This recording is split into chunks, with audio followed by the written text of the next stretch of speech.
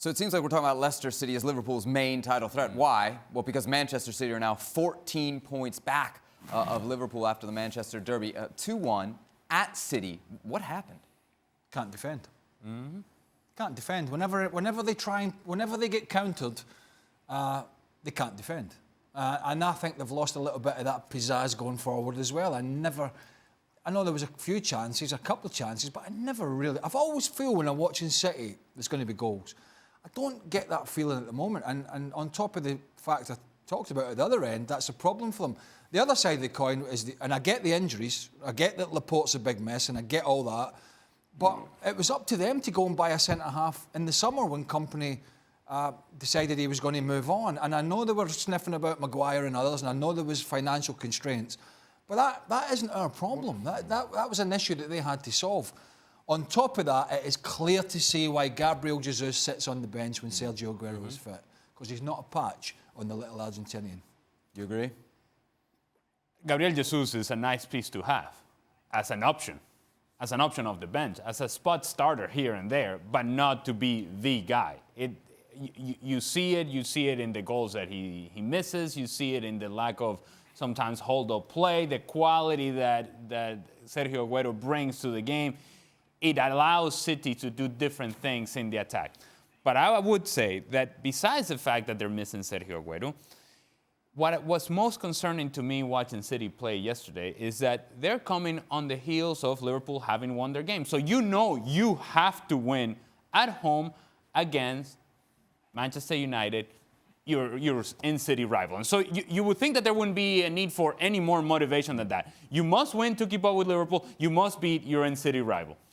And yet, we sit here and we talk about the fact that they don't defend. Never mind defending. They don't get close enough to people to make sure that they're somewhere in the vicinity to affect and impact the way that Manchester United was playing. The first half, Manchester United could have had easily 3 or 4 goals. They had quality chance after quality chance after quality chance. And at no point did Manchester City get close enough to go and challenge somebody physically, to show some energy, to show some urgency, to show a willingness to say, you know what, we have to win this game. There isn't that. And at times we've talked about Pep Guardiola and how good of a job he does with his teams in avoiding complacency. That team yesterday was complacent. They allowed Manchester United to run the game the way they wanted to run it instead of Manchester City establishing themselves at home and being a team that needed to win the game. Gab, I wonder what you make of Manchester City's issues and some of what Alejandro is mentioning, that some of this may fall on Pep Guardiola. Oh, no question. Because, look, Pep Guardiola is as omnipotent at Manchester City as I think any manager is in the world. And when, I don't know that it's so much a quality issue with Gabriel Jesus versus Aguero. I think a lot of it is he simply makes different runs. I throw in the injuries to two guys we haven't talked about, Zinchenko, who certainly gave them a lot more continuity attacking-wise down that left flank, which really they don't have when he's out, whether it's Angelino or Mendy. And also Leroy Sané, who I think would have had a big role this season in giving you, with a fit Leroy Sané, Bernardo Silva wouldn't have played that much on the wing, which means he could have come and given De Bruyne and David Silva a bit of a breather in the middle. I think that also impacted things, but obviously the big one is the defenders, and it's so obvious, and Craig pointed it out. You lose 2 guys like Company and Laporte, and you don't bring anybody in over the summer, and you can go and tell yourself, oh, Fernandinho can defend on the counter in the open field. The man is 34 years old. He can't do that regularly to the standard that you need to go and win a title. I think in that department, it's pretty simple. Yeah, we know Pep Guardiola doesn't like to stay places very long. Do you get the sense that maybe at Manchester City we're starting to see the beginning of the end? Not at all. I mean, he has a job there for life, and I think he's going to look back and reflect on some of the things that could have gone differently. I don't buy this idea that it was necessarily financial constraints in the summer that stopped them from getting a central defender, because they had the money for Maguire. You could have gotten a cheaper option, a body, somebody that didn't force you to wheel out Fernandinho every other week. I think actually he's going to look at this and he's going to learn from it and and he's going to evolve and adapt because that's what he's done throughout his career. You go back and you watch his Barcelona team or his Bayern team, they were very different from each other and different from the City team that got 198 points over 2 seasons. So or 197 points, whatever it was. My understanding is he's as motivated as ever. This is nothing to do with Pep Guardiola's motivation. Just has to do with some choices that didn't work out and injuries. Season over? Is the season over here? Well, it depends what segment of this show you listen to. Well, correct me if I'm wrong, but there's a tournament called the Champions League that's still ongoing and will be resuming after the Christmas festivities. And believe it or not, that's a title whether Man City fans will say they are bothered about it or not, but Manchester City's owners and their manager are bothered about it. And they're very much, although they're off form at the moment and they have their problems, it doesn't take away from the fact they're still one of the teams to beat in the Champions League. So, which is, by the way, a tournament that they haven't won. So it's a hugely important period now, between now, the next 2 or 3 months, to get players fit, to get the continuity, because unlikely you're going to claw back that deficit in the Premier League. But hey, there's a hell of a lot still to play for Pep Guardiola and his players. What about the other side of this? Ole Gunnar Solskjaer, he's beaten now. Well, he's a hero now, isn't he? Well, listen, Man United were... And Moreno in the same week. Man United... And you criticized him. Well... Non-stop. Well, let me tell you, if you've never heard this phrase, soak this in. Right? I don't know what that means, but okay. Form is temporary, class is permanent, right?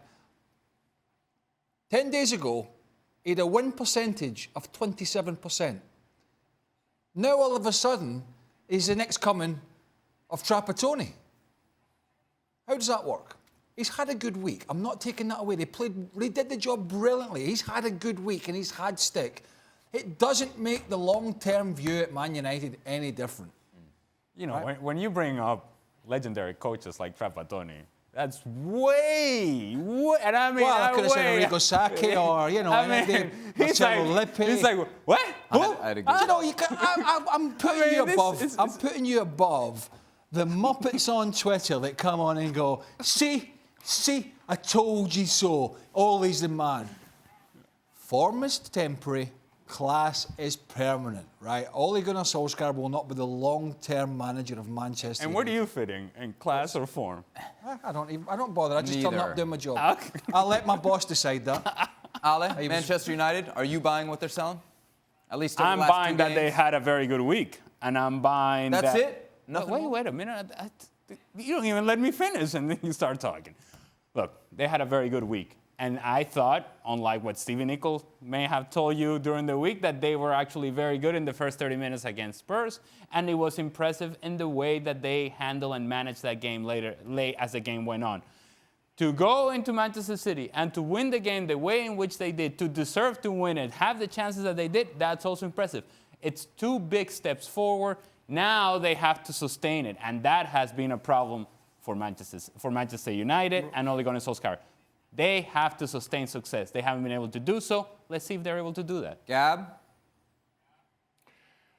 Look, all you had to do, Craig, was compare him to the first coming of Ole Gunnar Solskjaer, the Ole Gunnar Solskjaer we saw in January and February of last season.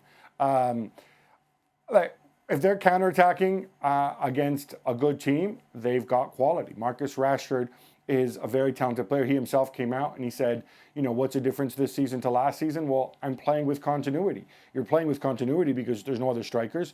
But if you're playing with continuity, you can show what you can do. And he's an outstanding center forward. The issues are still there. The one thing that, and look, you know, maybe I'm being gullible here, but the one thing which would give me a little bit of hope is Paul Pogba at some point will be back. And I think if you have Pogba, if you have happy Pogba in full flow, if you have difference-making Pogba, I think that can kind of be an additional boost to the team, together with what they might do in January. And then, you know, you take a real run at the top 4, maybe even a little bit more. That, I think, right now is the best-case scenario. The problems that were there before, the lack of quality in certain positions and whatnot, those issues are still there. They're not going away. And it's not going to be Ole Gunnar Solskjaer who magically fixes them on the training pitch. Thanks so much for watching ESPN on YouTube. And for more sports highlights and analysis, be sure to download the ESPN app. And for premium content and live streaming, subscribe to ESPN Plus.